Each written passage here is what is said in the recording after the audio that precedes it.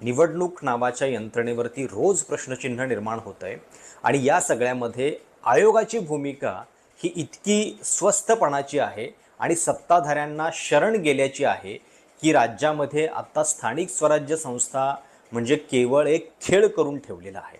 एकीकडे ओबीसी राजकीय आरक्षणाचा घोळ चालू आहे, दुसरीकडे 103 बिनविरोध आणि त्यातले 100 हे भाजपचे उमेदवार निवडून येतात।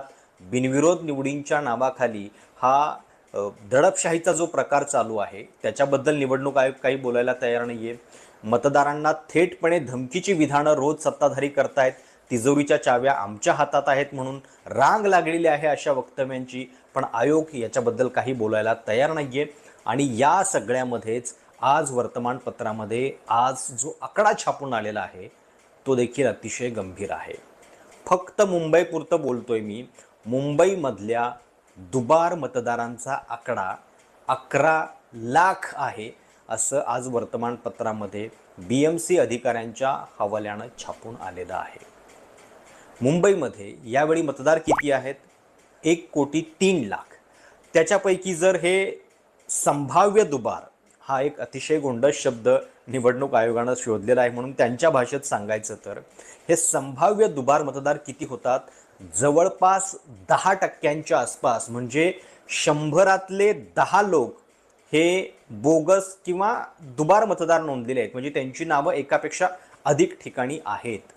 आता आज सगळ्यांनीच हा आकडा छापल्यानंतर याच्यातनं काही गंभीर प्रश्न निर्माण होतात। एकतर सगळ्यात पहिला प्रश्न हा आहे की आज आपण या आकड्याबद्दल चिंता व्यक्त करतोय, त्याच्याबद्दलच्या बातम्या आपण बघतोय, पण या आकड्याचं उद्या काय होणार? कारण उद्या म्हणजे 27 नोव्हेंबरला या प्रारूप मतदार यादीवरती आक्षेप घेण्याची मुदत संपते। 20 नोव्हेंबरला ही प्रारूप यादी जाहीर झाली आणि लगेचच 7 दिवसामध्ये त्याच्याबद्दलची मुदत संपतेय। विरोधी पक्षांनी ही मागणी केलेली होती निवडणूक आयोगाकडं की आम्हाला 21 दिवसांचा तरी किमान वेळ द्या, पण तो वेळ अद्याप तरी वाढवून दिला गेलेला नाहीये। आणि म्हणून जर हा वेळ वाढवून नाही दिला तर या सगळ्या आज छापून आलेल्या बातम्यांचं आपण जी चिंता व्यक्त करतोय त्याचं काय लोणचं घालणार आहोत का आपण? आणि निवडणूक आयोग इतक्या बिनधास्तपणे इतका मोठा दुबार मतदारांचा आकडा असताना ती मतदार यादी शुद्ध न करताच निवडणूक घेणार असेल तर हा लोकशाहीशी केवढा मोठा खेळ आहे। मला तर अजून एक प्रश्न पडला आहे। आपल्या राज्याचे जे निवडणूक आयुक्त आहेत दिनेश वाघमारे यांनी स्थानिक स्वराज्य संस्थांचा पहिला टप्पा जाहीर करताना जी पत्रकार परिषद घेतलेली होती आणि त्याच्या आधी महाविकास आघाडी आणि मनसेनं एकत्रित मोर्चा काढून त्यांच्याकडे काही निवेदनं सादर केलेली होती, त्याच्यानंतर सुद्धा राज्य निवडणूक आयोग हा ढिम्म होता आणि त्यांचं उत्तर काय होतं की आम्हाला आत्ता जे दुबार मतदार सापडलेले आहेत ते संभाव्य दुबार आहेत, त्यांच्या नावापुढं आम्ही चिन्हांकित केलेलं आहे आणि त्यातल्या अनेकांना आमचे अधिकारी जातील आणि ते विचारतील की तुम्हाला कुठं मतदान करायचं आहे आणि त्यांनी एक ठिकाण सांगितल्यानंतर मग दुसऱ्या ठिकाणी मतदान जे आहे ते करू दिलं जाणार नाही आहे। आता इतकी जर तुमची सक्षम यंत्रणा असेल आणि केवळ या मेकॅनिझमनं तुम्ही इतरत्र होणारं असं बोगस मतदान टाळू शकणार असाल तर मुळात तुम्हाला दुबार मतदार यादीतनं काढायला किती वेळ लागतो? आजकाल डिजिटल तंत्रज्ञान आहे, मुळात ही नावं जी आहे ती अशा पद्धतीने दिसलीच नाहीत पाहिजेत आणि महाराष्ट्रामध्ये 5-5 वर्ष निवडणुका लांबलेल्या आहेत, अजून एक 50 दिवस लांबल्या, या यादीला स्वच्छ करण्यासाठी तुम्हाला तेवढे दिवस पुरेसे आहेत, ते करूनच मग निवडणुका का घेतल्या जात नाहीयेत? हा पण याच्यातला पहिला प्रश्न। दुसरा गंभीर प्रश्न, राज्यातल्या दुबार मतदारांचा आकडा किती आहे हे विचारल्यानंतर राज्य निवडणूक आयुक्तांकडे त्याचं काहीही उत्तर नव्हतं। मग मुंबईतला हा 11 लाखांचा आकडा कसा काय समोर येऊ शकला? त्याच्याबद्दल आदित्य ठाकरे हे पत्रकार परिषद घेत होते, त्यांच्या कार्यकर्त्यांनी या संदर्भात पाहणी केली, त्याच्या संदर्भातल्या काही त्रुटी दाखवून दिल्या आणि पत्रकार परिषदेमध्ये एक आकडा सांगितला। त्याच्यानंतर मग निवडणूक आयोग किंवा या BMC अधिकाऱ्यांच्यावरती हा दबाव आलाय का की आता आपल्याला पण काहीतरी माहिती द्यावी लागेल, त्यांच्या आरोपांना प्रत्युत्तर द्यावे लागेल, म्हणून त्यांनी आता हा आकडा शेवटी सांगितलेला आहे का? हा सुद्धा प्रश्न उपस्थित होतो।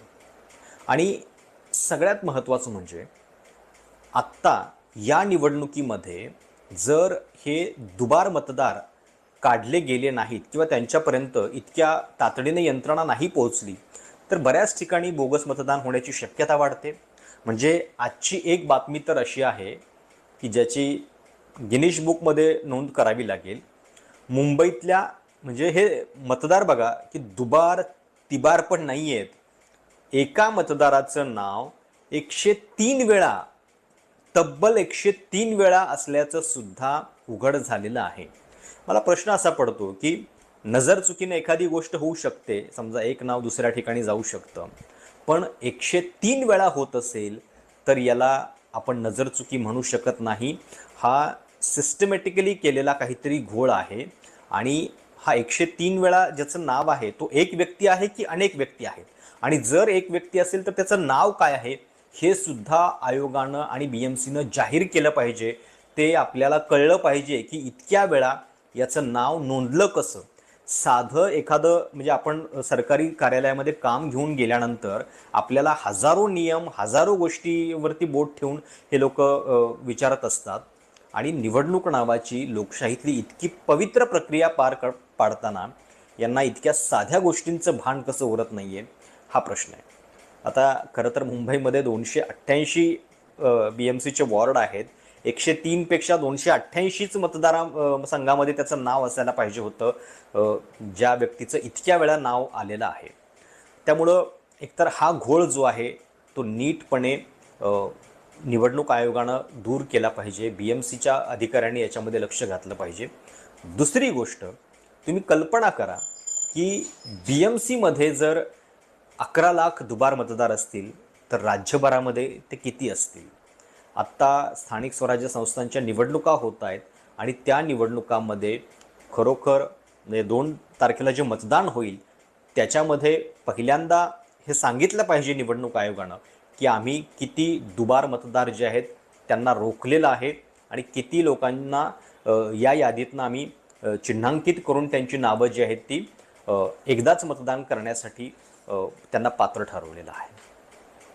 त्यामुळं निवडणुका आपल्याकडं चालू झालेल्या आहेत, पण त्यातले हे जे घोळ आहेत ते मात्र काही संपत नाही आहेत. आणि दुसरी एक गंमत बघा, आदित्य ठाकरेंनी याच्याबद्दलचा मुद्दा उपस्थित केलेला होता. 20 नोव्हेंबरला प्रारूप मतदार यादी मुंबईची जाहीर होते, पण त्या यादीवरती तारीख आहे 14 तारखेची. म्हणजे काही पक्षांसाठी ही यादी आधीच जाहीर करण्यात आलेली होती का, त्यांना हा लाभ आधीच मिळालेला आहे का, आणि त्यांनी सर्टिफाय केल्यानंतर मग या गोष्टी घडलेल्या आहेत का पुढच्या, हा अतिशय गंभीर प्रश्न आहे. सोबतच पत्रकार परिषद घेऊन आदित्य ठाकरेंनी या संदर्भात काही जे मुद्दे उपस्थित केले ते पण ऐका.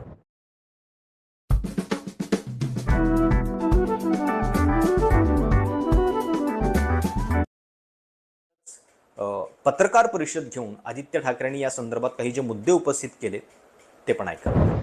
पण ह्या लोकशाहीचं जर आपण फ्री अँड फेअर इलेक्शनचं बोलत असू तर ह्या फ्री अँड फेअर इलेक्शनमध्ये कुठेही असा गोंधळ होता कामा नाही. पण एकंदर फक्त यादीत गोंधळ नाही आहे. जर माझ्या सहकाऱ्यांची परवानगी असेल तर मी काही इतर पण गोष्टी तुम्हाला वाचून दाखवतो ज्याच्यात गोंधळ आढळलेला आहे, कारण आम्हाला हे सगळं बसून अभ्यास करावा लागतो. मशीन रिडेबल यादी आलेली नाही आहे.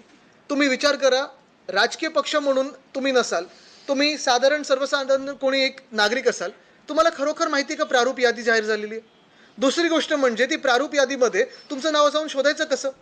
तिसरी गोष्ट म्हणजे जर माझ्या बिल्डिंगची यादीतलं नाव किंवा बिल्डिंग ह्या दुसऱ्या वॉर्डमध्ये टाकलं असेल तर मला खरोखर कळणार आहे कसं की माझं नाव इकडून तिकडे गेलेलं आहे. आणि हीच कारणं आहेत की मतदानाचा टक्का कमी होतो किंवा ज्या लोकांना मतदान करायचं आहे त्या लोकांना मतदान करता येत नाही. पण आता काही काही गमतीशीर ज्या गोष्टी आमच्या समोर आल्या आहेत त्या पहा ना ह्याच्यात. आता जो पहिला मी एक आक्षेप घेतला होता, आपल्याला आठवत असेल वरळीचं जे मी प्रेझेंटेशन दिलं होतं, एक 10 बाय 10च्या खोलीमध्ये जवळपास 50 लोक दाखवली होती त्यांनी. घसीटाराम हलवाई दुकानाच्या मध्ये 48 लोक दाखवली होती त्यांनी. अशी 10 पेक्षा जास्ती असणारी जी घरं आहेत मुंबईमध्ये, मुंबई महानगरपालिकेच्या क्षेत्रामध्ये 10 पेक्षा जास्ती असणारी घरं, 10 लोकपेक्षा 26,319 आहेत. या 26,319 घरांमध्ये 8,32,326 लोक राहतात. आता हा आकडा एवढा मोठा आहे. आम्ही त्यांना साधा सोपा प्रश्न विचारला, की निवडणूक आयोगाच्याच जे काही रूल्स आहेत, नियम आहेत, त्याप्रमाणे 10पेक्षा अधिक कुठच्याही घरात लोक असतील तर निवडणूक आयोगाच्या यंत्रणेने जाऊन ते चेक करायला पाहिजे यादीत टाकण्याच्या आधी की खरोखर हे खरं घर आहे की खोटं घर आहे.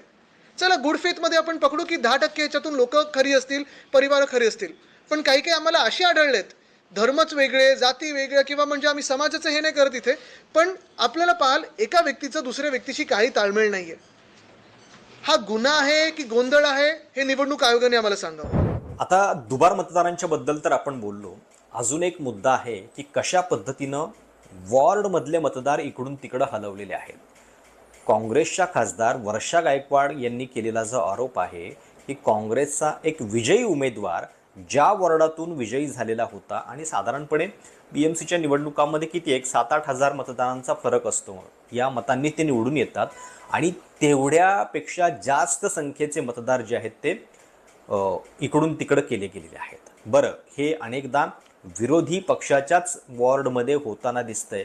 हा सुद्धा गंभीर आरोप या बाबतीत करण्यात येतोय. काय नेमका प्रकार आहे ते बघा. प्रभाग क्रमांक 28 के करीब करीब 7,638 वोट प्रभाग क्रमांक 29 में ट्रांसफर किया गया.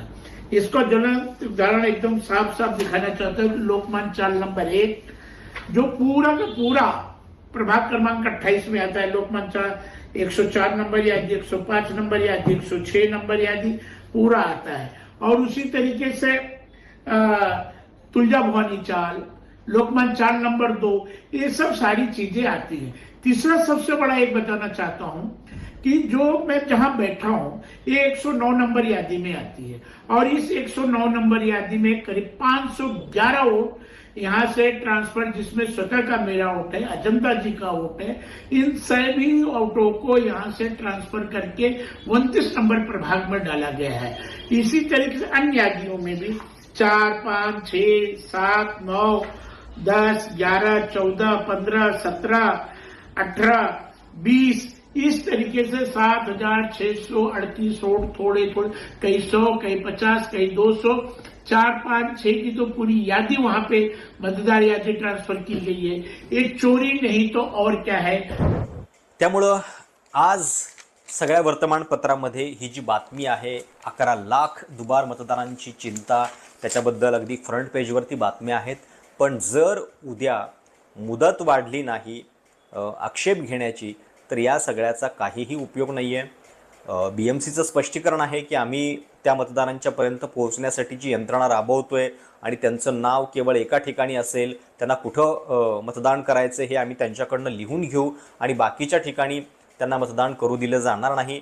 यातल्या 4 लाखाच्या आसपास जे आहेत ते वोटरची नावं आहेत आणि त्यांची नावं जी आहेत ती इतक्या वेळा ॲड होऊन हा आकडा जो आहे तो फुगत 11 लाखापर्यंत पोहोचलेला आहे. म्हणजे साधारणपणे 1 कोटींच्या मुंबईच्या मतदानामध्ये किमान 6-7 लाख तरी असे बोगस मतदार जे आहेत ते या किमान आकडेवारीवरून तरी निघू शकतील असा एक प्राथमिक अंदाज दिसतोय.